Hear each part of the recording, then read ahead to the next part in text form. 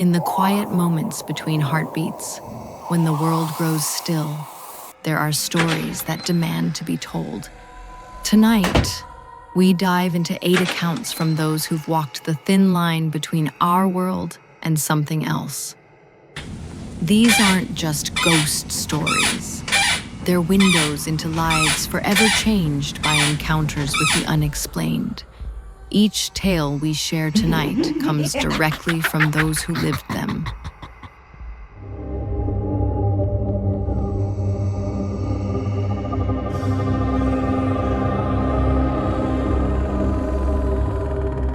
Their words, their fears, their revelations, all preserved in their raw authenticity. Some have carried these experiences for years, others are still living them. But all of them remind us that sometimes the supernatural isn't just passing through, it's trying to stay. Our first story comes from a young woman in southern Texas who spent her entire life wondering, what can attach itself to a person so strongly that it follows them across 10 states, through countless homes, and through every chapter of their life? Her answer might make you question just how alone you really are. The motel room sat on the edge of the Canadian border, a temporary shelter against the biting winter winds.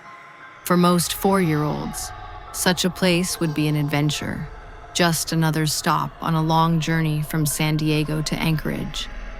But for Sarah, that night in 1998 would become her first vivid memory of something that would haunt her for the next 2 decades. It started with the sound of running water.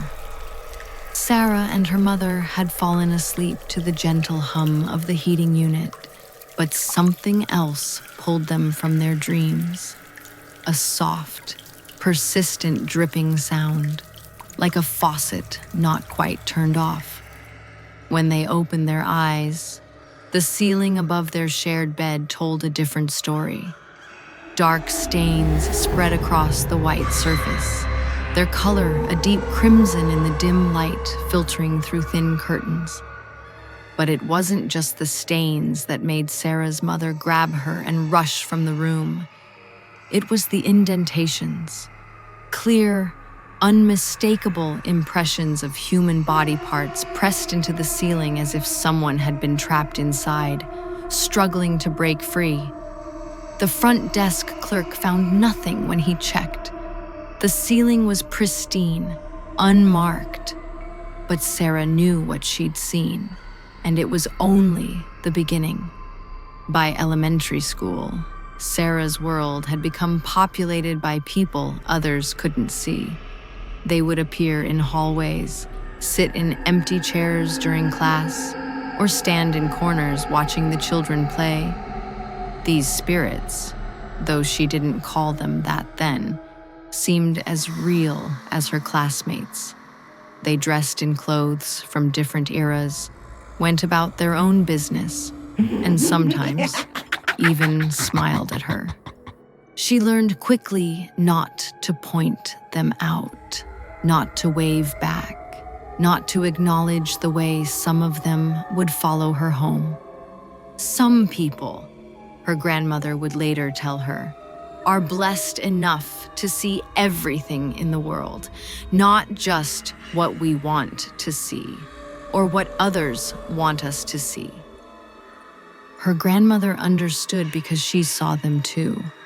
The shadows that weren't shadows, the figures that disappeared when you turned to face them directly. At 13, everything intensified. Her parents' divorce scattered the family across 10 states, and with each move, the activity grew stronger. Shadows no longer just lurked at the corners of her vision. They danced there, took shape, became creatures. Spectral animals would materialize. Cats with glowing eyes that would walk through walls. Mice that left no footprints in dust. translucent lizards that would vanish mid-crawl. In Virginia, even her skeptical parents couldn't deny the footsteps that echoed through their home at night, the doors that opened and closed on their own, the lights that flickered in patterns too deliberate to be electrical problems. But it was the woman that broke their resolve. A figure in a torn white dress, appearing first in their front yard, then in random fields along the highway. Always the same woman, always watching Sarah with eyes that seemed to hold centuries of sadness. The doctors called it schizophrenia with bipolar depression. They prescribed medications that dulled her senses but didn't stop the visions. At 16, she spent 3 months in an institution where other patients would ask her about the shadows that followed her through the halls. The orbs came next, floating spheres of light that would approach her in quiet moments. Some would hover at a distance, observing. Others would move closer, even seeming to enter her body, leaving behind sensations of tightness and cold in her chest that no amount of warmth could dispel. But nothing in her years of supernatural encounters prepared her for what happened during her pregnancy at 18. The dream came first, drowning in an endless sea of blood, unable to breathe, unable to scream. When she woke, shadow figures surrounded her bed, more solid than ever before, watching as she discovered she was lying in real blood. The emergency room confirmed what she already knew. She had lost the baby. Now 19, Sarah still sees them. The spirits, the shadows, the animals that aren't there. They've become as much a part of her life as breathing. They follow her from state to state, house to house, relationship to relationship. Some nights, she wakes to find them standing over her bed, their forms more defined than ever. Some days, she catches glimpses of them in mirrors, in windows, in the reflections of her phone screen. The question that haunts her isn't whether these entities are real. She's long past doubting that. What keeps her awake at night is wondering, what force could attach itself so strongly to one person that it follows them through every home, every state, every stage of life? What did she do, or what was done to her, that marked her as someone who could see beyond the veil? And most importantly, will she ever be truly alone again? The lights in this room seem a little dimmer now, don't they? But our journey into the unexplained is far from over. While Sarah's story speaks of entities that refuse to let go, our next account explores something perhaps even more chilling: the possibility that our own darkness, our deepest emotions, might be capable of creating something that haunts us.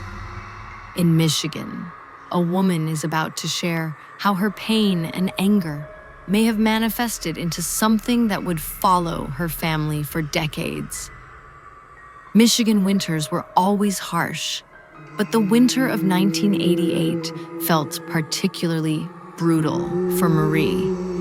Her husband Bob had just returned from Army service, but instead of the joyful reunion she'd imagined, she found herself trapped in a spiral of growing resentment and despair.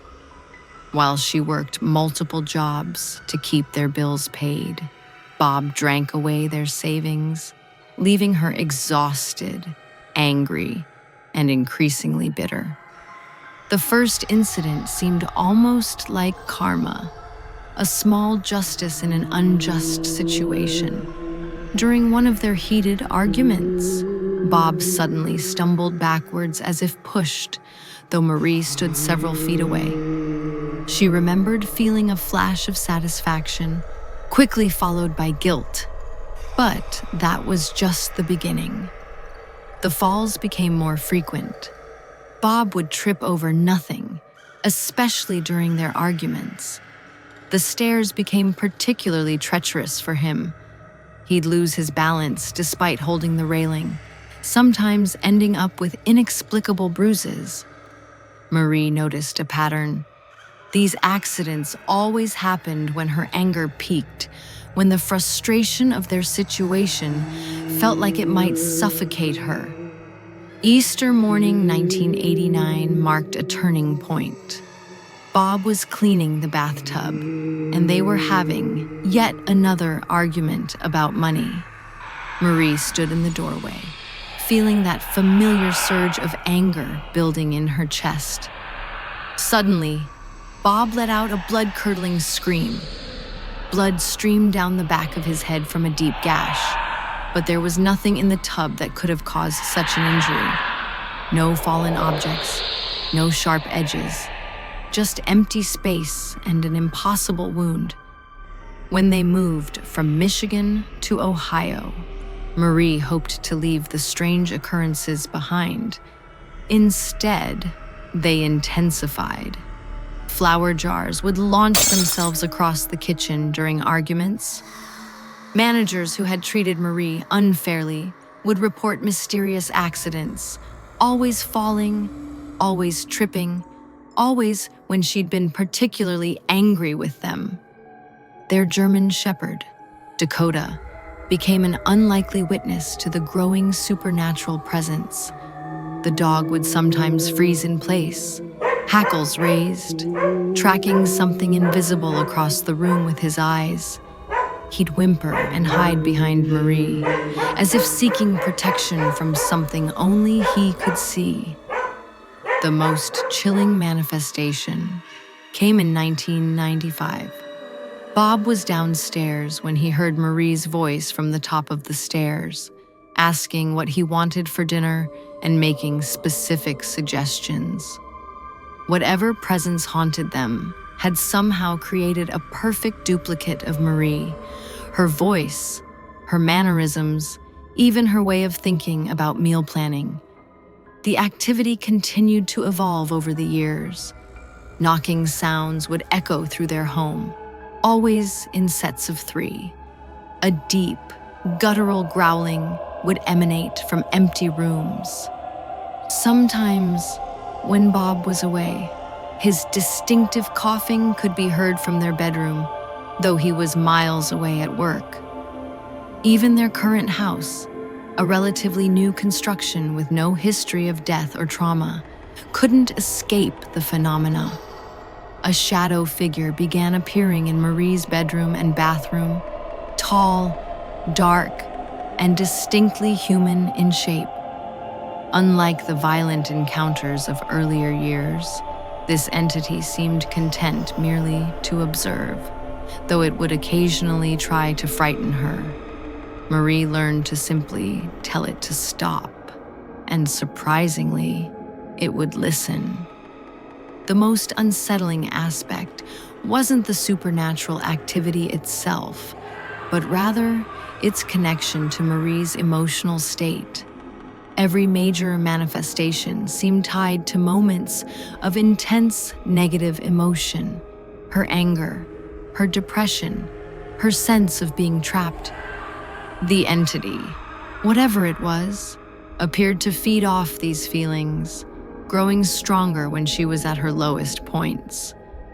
Now, decades later, Marie lies awake at night wondering, did her own darkness take form? Did years of suppressed rage and depression somehow coalesce into something tangible, something that could affect the physical world? And if so, what does it mean that this entity not only followed her, but seemed to act as both tormentor and protector, punishing those who wronged her while maintaining a constant, shadowy presence in her life? The scratching sounds in her walls tonight might be the house settling, or they might be something else, something born from her own pain, something that refuses to leave until she understands why it came in the first place. From the depths of decades-long hauntings, we turn now to a moment when the ordinary world suddenly cracks, revealing something inexplicable beneath its surface. They say writers often draw inspiration from life's mysterious moments, but what happens when those moments come looking for the writer instead? As we'll discover in our next story, sometimes the simplest occurrences can be the most difficult to explain, and the line between creating fiction and experiencing it can blur in the most unexpected ways. September evenings in New England carry a certain weight, a heaviness in the air that speaks of summer's reluctant surrender to autumn. For writers, these transitional seasons often bring inspiration, and on this particular evening, Jessica sat at her antique desk, preparing to craft a ghost story. The irony of what was about to unfold would not be lost on her. The setup was exactly as it had been hundreds of times before. Her laptop hummed softly, its screen casting a pale blue glow across the wooden surface. To the right, precisely 8 inches from her keyboard, sat her usual glass of water, positioned there with the careful consideration of someone who'd once learned the hard way about liquids and electronics. The glass itself was unremarkable. A simple tumbler from Target, filled 3/4, full with filtered water. A few ice cubes had long since melted, leaving the water at that peculiar room temperature that speaks of time passed in thought. No condensation marked the glass's surface. The evening was too cool for that. Jessica's fingers hovered over the keyboard, her mind reaching for the perfect opening line. The document before her remained blank, cursor blinking with metronome-like patience. The house settled into its nighttime silence, the kind of quiet that makes even the smallest sounds noticeable. That's when it happened. The glass began to move. Not a slight shift or wobble that might be explained away by condensation or an uneven surface. This was deliberate motion, as if an invisible hand had grasped the tumbler and decided to relocate it. The glass slid smoothly, purposefully across the desk's polished surface, maintaining its perfect upright position. The water within barely rippled, as if the movement was so precisely controlled that not a drop was disturbed. Jessica sat frozen, hands still suspended above her keyboard, watching as the glass traveled a full 8 inches before coming to a gentle stop. The entire movement lasted perhaps 3 seconds, but in those seconds, everything she thought she knew about the physical world tilted slightly off its axis. Her writer's mind immediately began cataloging potential explanations. Vibrations from passing trucks. The house sat well back from the street, and no traffic sounds penetrated the evening quiet. An earthquake tremor? Her phone showed no seismic activity reports. The desk's surface? She checked it with a level immediately afterward, perfectly flat. Condensation? The glass had been dry, the room cool and climate-controlled. Each rational explanation dissolved under scrutiny, leaving her with nothing but the undeniable reality of what she'd witnessed. The glass had moved 8 inches by itself, with the same deliberate intent one might expect from a conscious action. The blank document on her screen suddenly seemed to mock her. She'd sat down to write a ghost story, and instead found herself living one. The cursor continued its steady blink, waiting for words that would now carry a very different weight.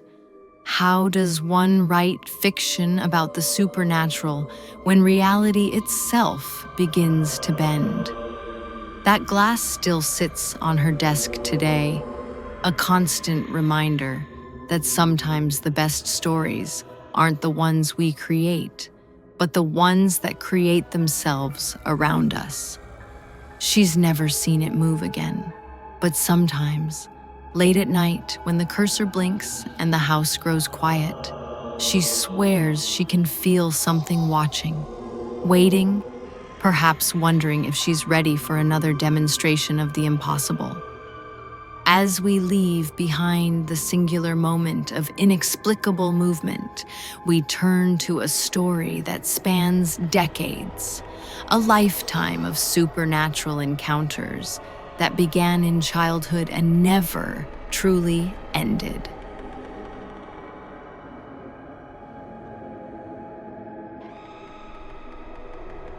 While some might experience one ghostly encounter in their lives, others seem to walk a path where the veil between worlds remains permanently thin.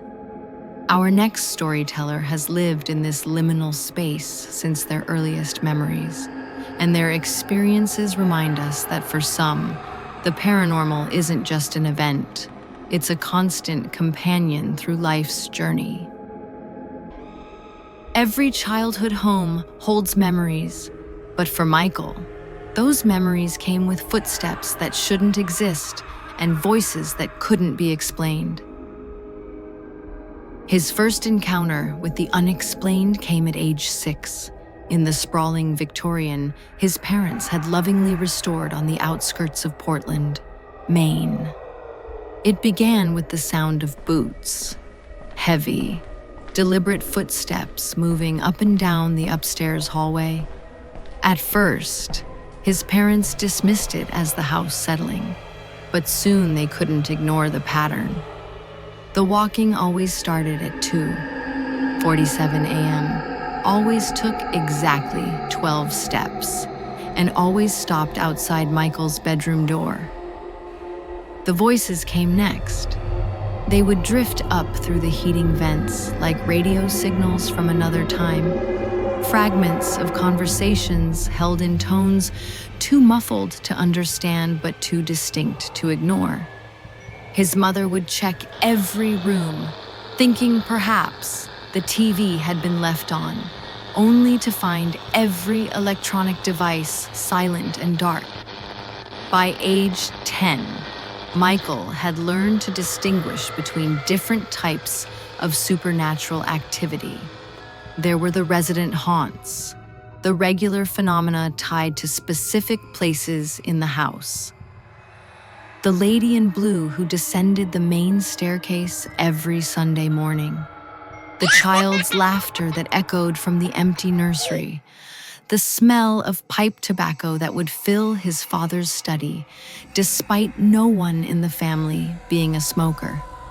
Then there were the visitors, transient spirits that seemed to pass through their home like travelers at an otherworldly way station. These encounters were often more intense, but mercifully brief.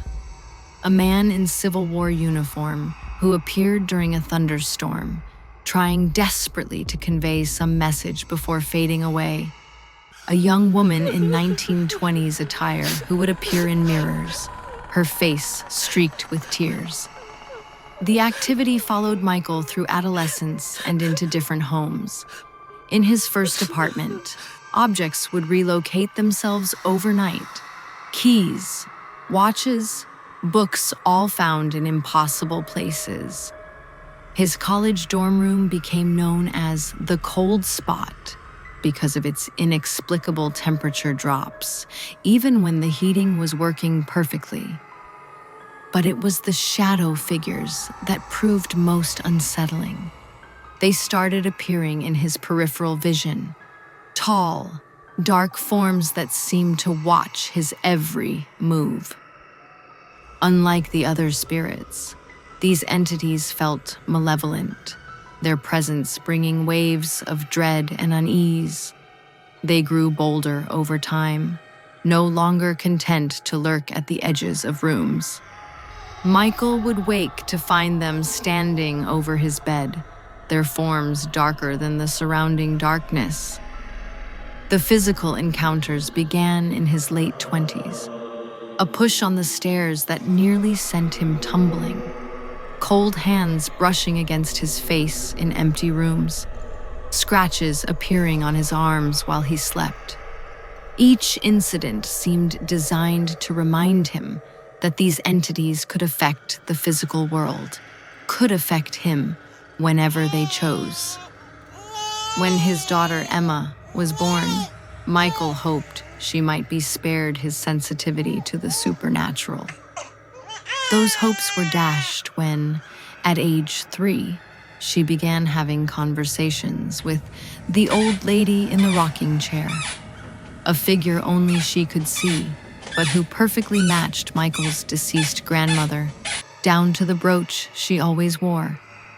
As Emma grew, she experienced the same phenomena that had marked Michael's childhood.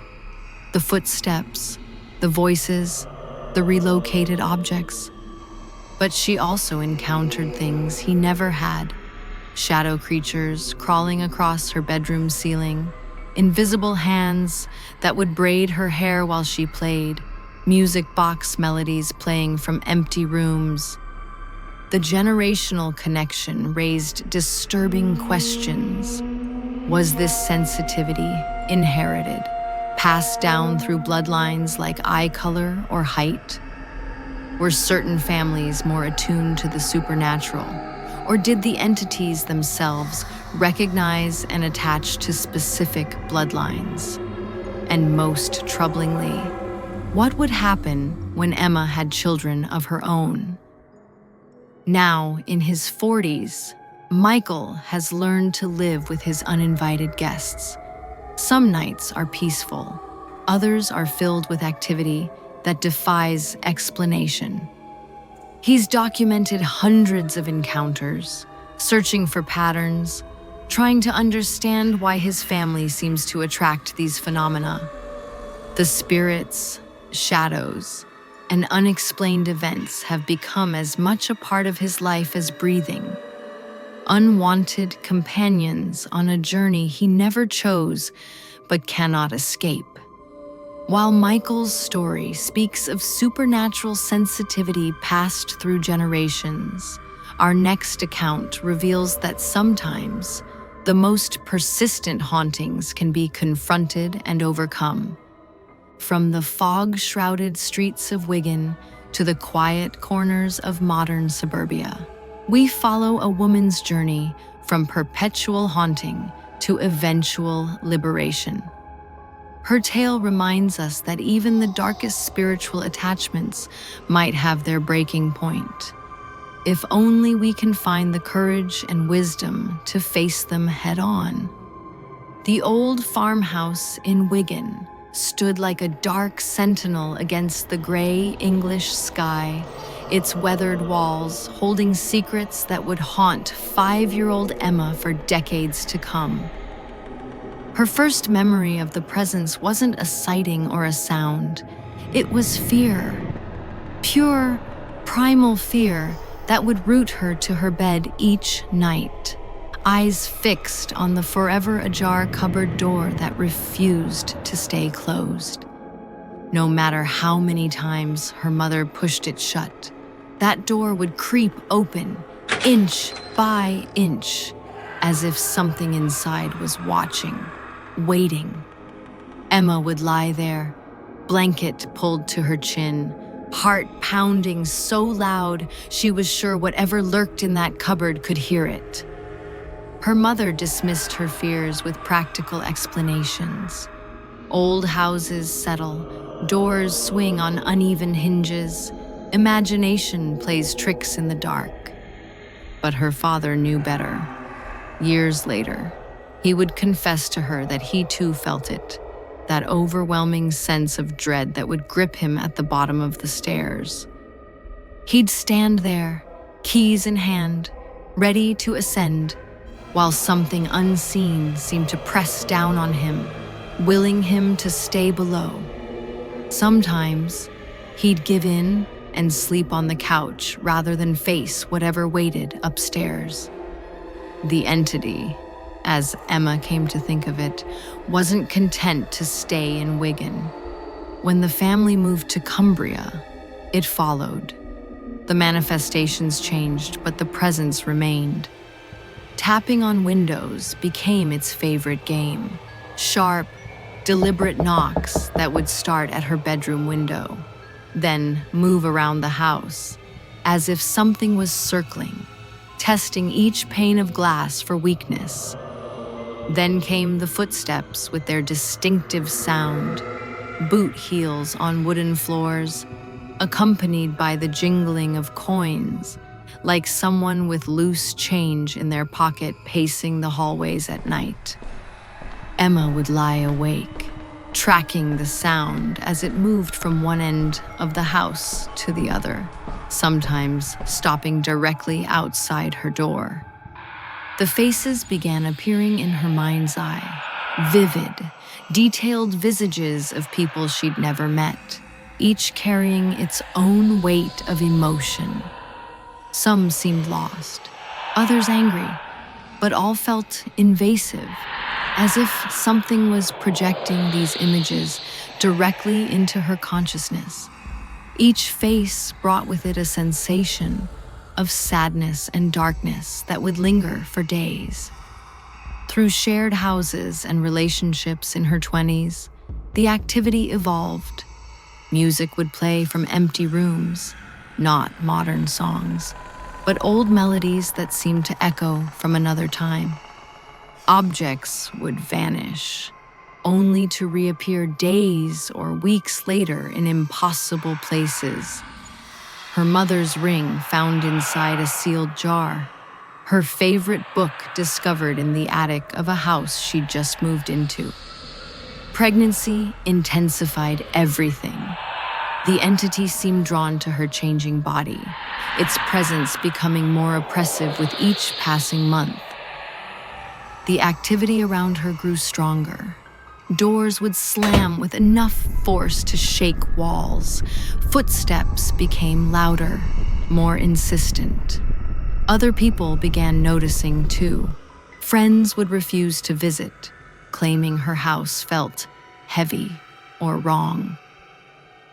Her daughter's birth brought no relief. If anything, the child became a new focus for the phenomena. Toys would activate themselves in the middle of the night, playing lullabies without batteries. Her daughter would giggle and wave at empty corners, having animated conversations with unseen presences. Emma would find her little girl's dolls arranged in perfect circles in the middle of the room, though she'd been sleeping soundly all night. The turning point came on what should have been an ordinary evening. Emma had fallen asleep on the couch, physically and emotionally exhausted from years of supernatural harassment. In a vivid state between sleeping and waking, she saw it clearly for the first time. A dark figure in a brown hooded robe standing in the corner of her living room, watching her with an intensity she could feel like physical pressure. As she lay there, paralyzed between fear and fascination, the entity began to move toward her. The air grew thick and cold, pressing against her skin like ice water. She could feel it attempting to merge with her, a darkness trying to seep into her very being. The pressure built in her chest, making it difficult to breathe, to think, to move. In that moment of terror, a memory surfaced, something she'd read about calling on Jesus for protection. Emma wasn't particularly religious, had never been to church outside of weddings and funerals. But in that moment of desperation, with darkness literally trying to possess her, she found herself crying out the name of Jesus with every ounce of strength she had left. The effect was immediate and extraordinary. The presence didn't just leave, it was expelled, thrown back from her with such force that she physically felt the release. The pressure vanished, the cold dissipated, and with it went something else. Years of anxiety and depression that had plagued her life, as if they had been symptoms of this long-term spiritual attachment rather than separate conditions. The aftermath brought revelations.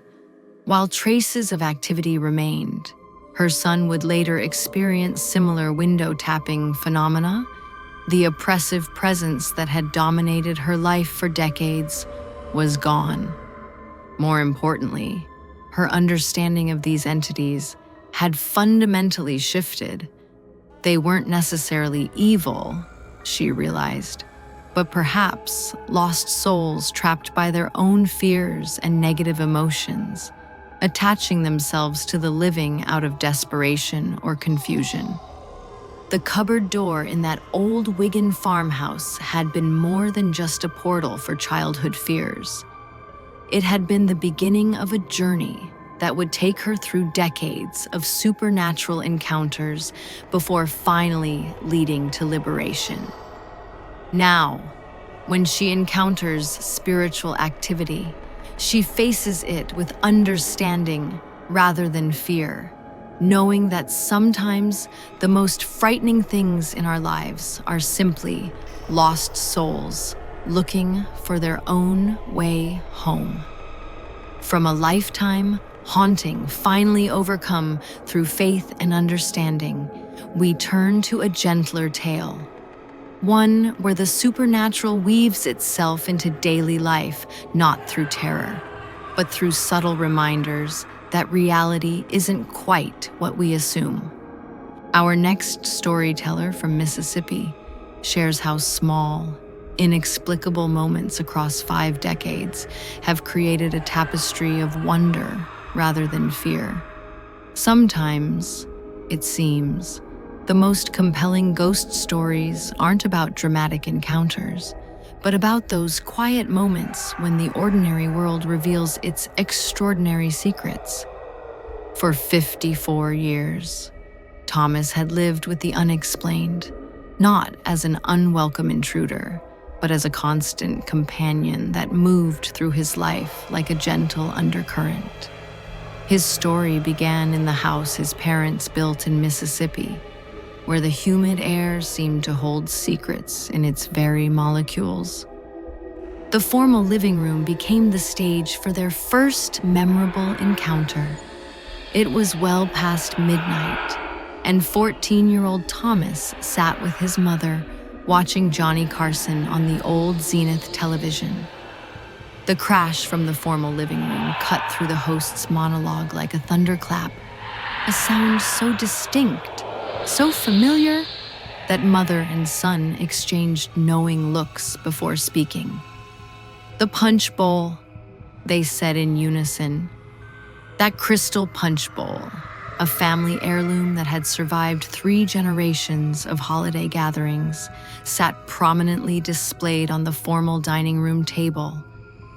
The sound of its destruction was unmistakable. The sharp crack of crystal, the musical cascade of fragments hitting the hardwood floor, the hollow roll of the base piece coming to rest. Thomas followed his mother into the formal living room, both preparing themselves for the sight of shattered crystal and family history.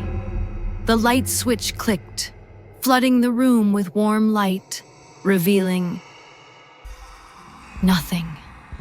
The punch bowl sat exactly where it always did, perfectly intact, not a chip or crack in sight. The hardwood floor beneath showed no signs of crystal fragments, no marks, no disturbance of any kind. This would become the pattern of Thomas's life with the supernatural, crystal clear experiences that left no physical evidence, yet remained impossible to explain away. The Belhaven area rental house brought new mysteries when he moved there in his 20s. The murmuring voices became his constant companions, always seeming to emanate from the kitchen.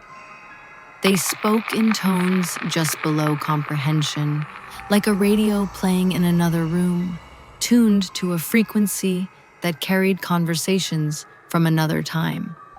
He would follow the sounds, coffee cup in hand, ready to greet whoever had wandered into his kitchen.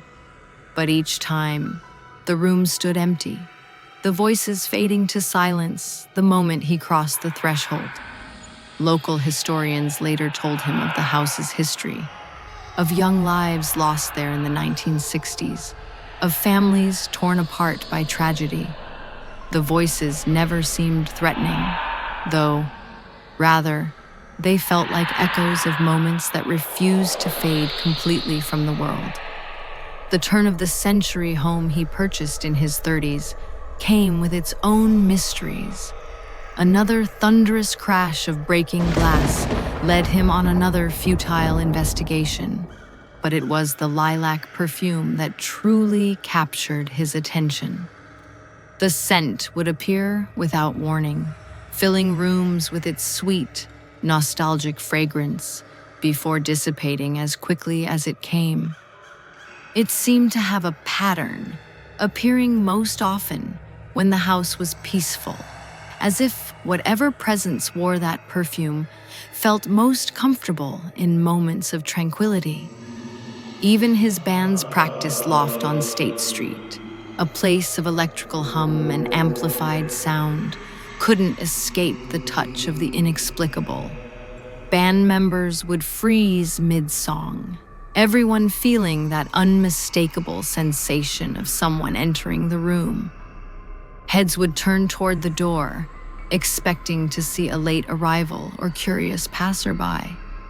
But the door remained closed, the space empty, save for the band members and that persistent feeling of being watched by unseen eyes. These experiences never manifested as the dramatic encounters that filled ghost stories and horror films. There were no floating apparitions, no violent poltergeist activity, no sinister presences demanding attention. Instead, they came as gentle reminders that reality held more layers than most people suspected.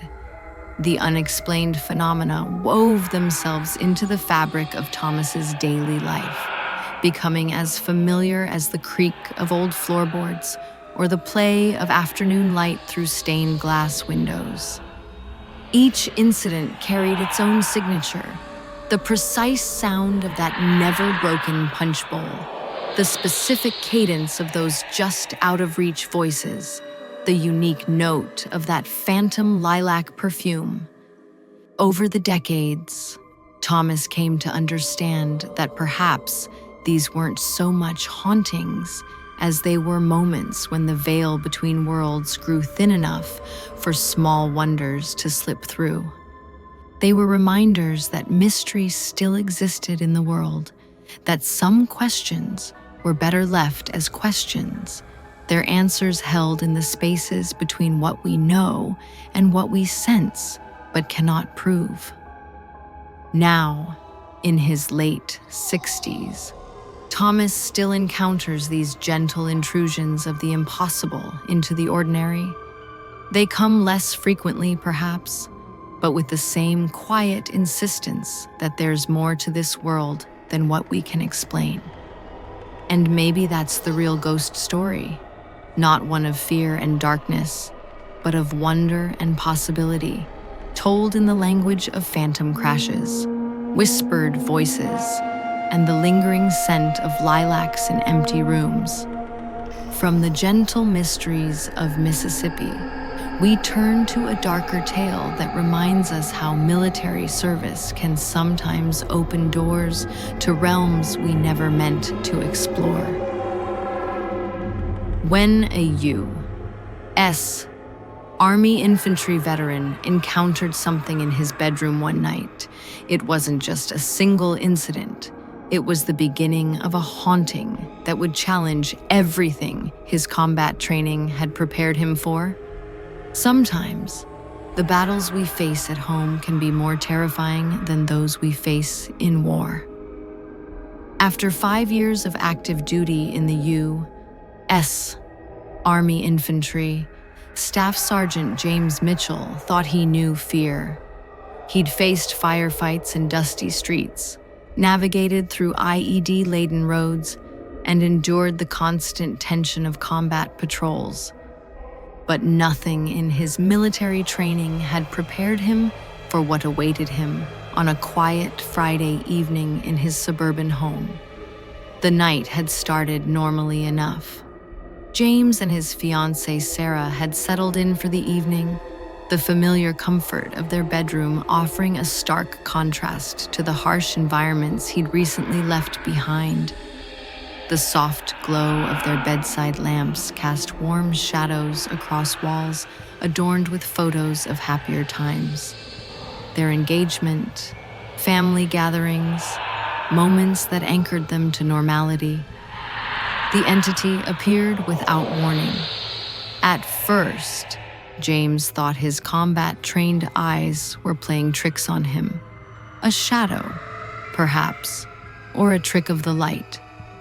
But as the figure took form at the foot of their bed, there was no denying its presence. The creature, and there was no other word for it, stood impossibly tall and thin. Its body, a sickly shade of green that seemed to absorb rather than reflect the room's light. Its proportions defied human anatomy. Limbs too long, too angular, bent at joints that shouldn't exist. But it was the hands that froze the battle-hardened veteran's blood.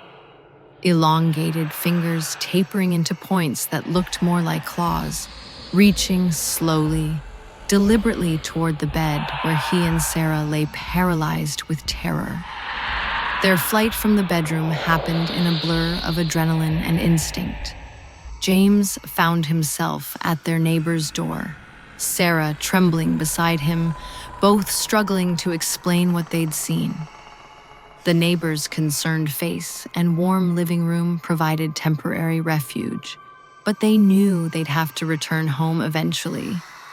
That first encounter marked the beginning of a different kind of war. Sleep paralysis episodes began plaguing both James and Sarah in their apartment. These weren't the typical experiences described in medical textbooks. These episodes carried a weight of malevolence that felt deeply personal. James would wake to find himself immobile, aware of a presence in the room that seemed to feed on his fear. Sarah reported similar experiences, describing a pressure on her chest that made breathing difficult and a sense of being watched by something that enjoyed her terror. The incident on his mother's couch proved that these encounters weren't confined to their apartment. While visiting family, James experienced what he first thought was another episode of sleep paralysis. But this was different.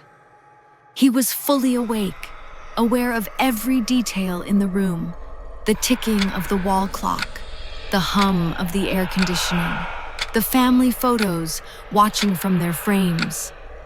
That's when he felt it, an invisible force gripping his leg, lifting it into the air as if testing its weight. He could only watch, horrified, as his leg was manipulated by something he couldn't see but could undeniably feel. These new experiences stirred memories of earlier encounters with the unexplained. As a child, he'd survived a near-fatal car accident that left him clinically dead for several minutes.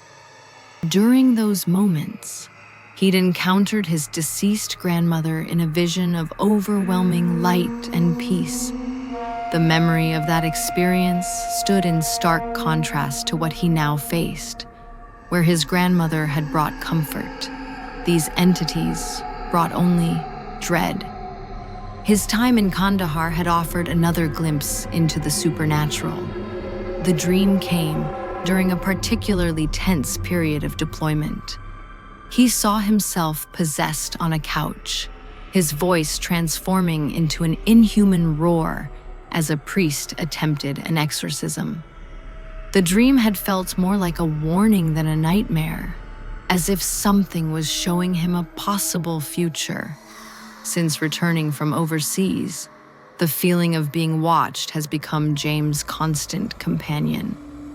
The presence manifests as a black mist that lurks in the corners of ceilings, always just visible enough to be noticed, always observing. While the green figure never returned after that first terrifying night, its visit seemed to open a door that couldn't be closed. Sometimes, in the darkest hours of the night, James finds himself longing for the straightforward dangers of combat. In war, he knew his enemy. He could see them, understand their motivations, and fight back with weapons and training. But how does one fight an enemy that defies physical laws, that can paralyze with fear, that seems to draw strength from terror itself? His military training taught him to analyze threats and develop countermeasures. But what countermeasures exist against something that can lift your body while you're fully conscious, that can follow you across states and homes, that can break down the barriers between the world of the living and whatever lies beyond? The black mist watches from his ceiling even now, a reminder that some battles can't be won with conventional weapons, and some enemies can't be defeated, only endured. As we leave behind the solitary warrior's battle with forces beyond his understanding, we turn to our final tale, a story that speaks to the hereditary nature of supernatural sensitivity.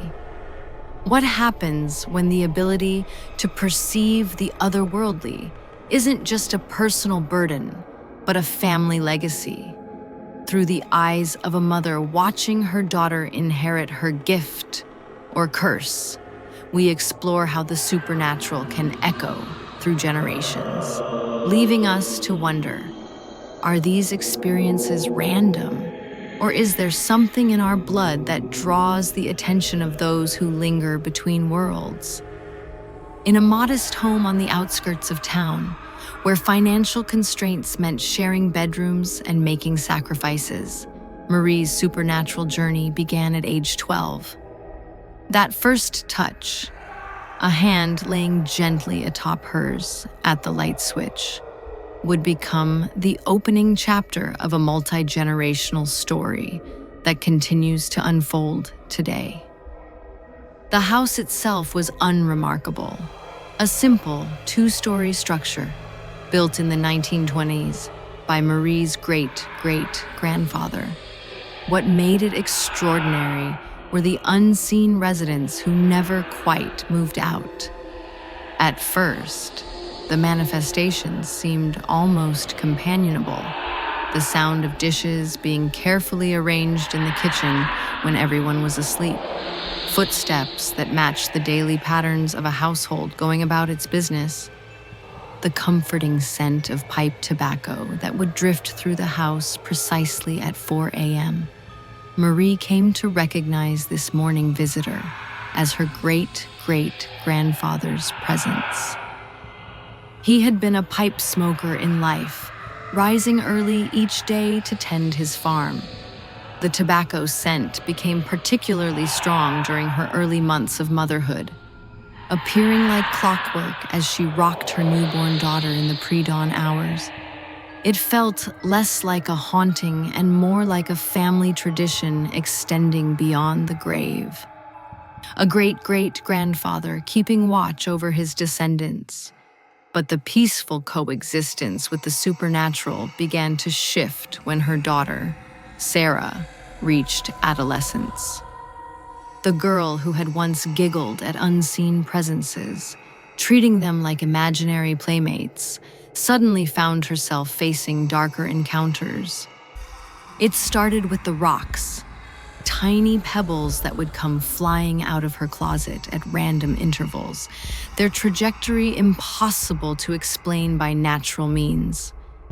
Then came the weight on her bed. Sarah would wake in the night to find her mattress compressed by invisible bodies.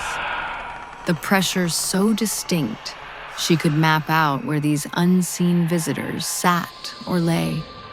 No amount of rational explanation could account for the deep impressions that would remain in the mattress. Long after the presence had lifted, the dark figure proved most troubling. It first appeared as a shadow crawling across Sarah's bedroom floor, moving with a fluidity that defied physics.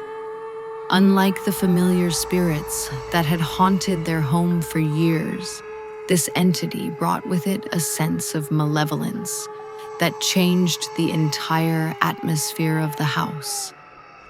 Most striking was the precise timing of this transformation.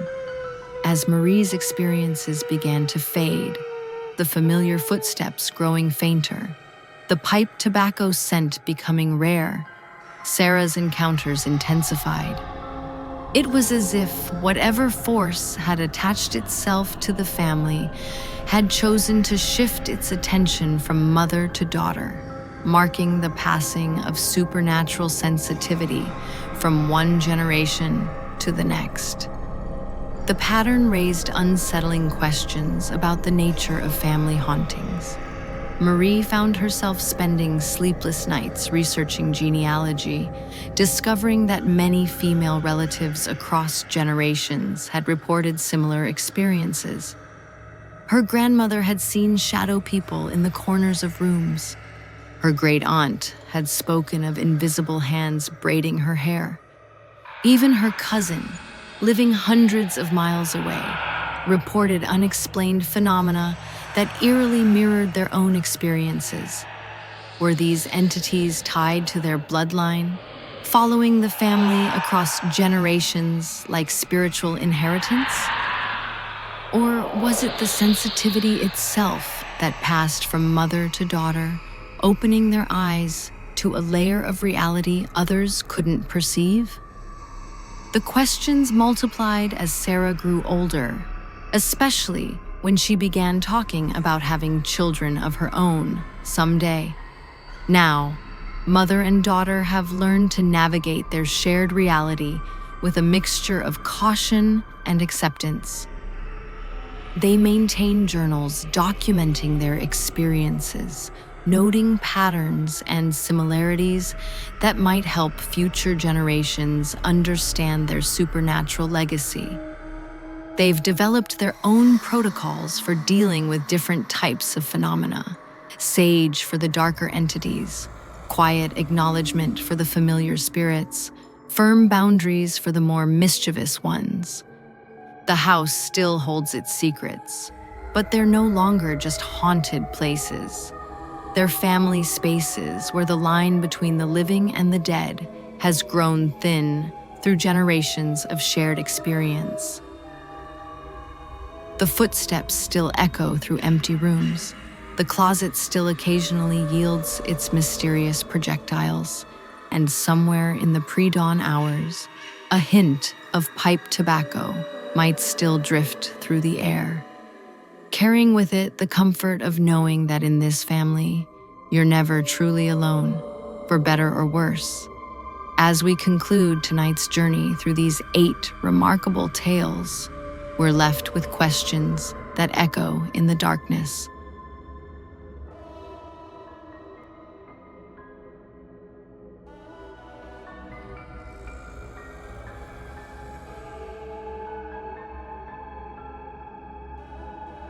Why do some spirits seem content to observe while others interact more directly with the living? Could our own emotions and energy create or attract supernatural phenomena? What lies behind that thin veil between our world and whatever exists beyond? These stories remind us that the supernatural isn't just about fear. It's about connection, legacy, and the mysteries that make life extraordinary. We'd love to hear your own experiences with the unexplained. Have you ever felt a presence you couldn't explain? Witnessed something that defied rational explanation? Or perhaps inherited a family legacy of supernatural sensitivity? Share your stories in the comments below. Your experience might resonate with others who've been hesitant to speak about their own encounters with the unknown. Don't forget to like this video and subscribe to our channel for more true supernatural encounters. Ring that notification bell to ensure you never miss our nightly journey into the unexplained. Remember, sometimes the most incredible stories are the ones that can't be explained. Until next time, keep watching the shadows. You never know what stories they might hold. Good night and sweet dreams. If you dare,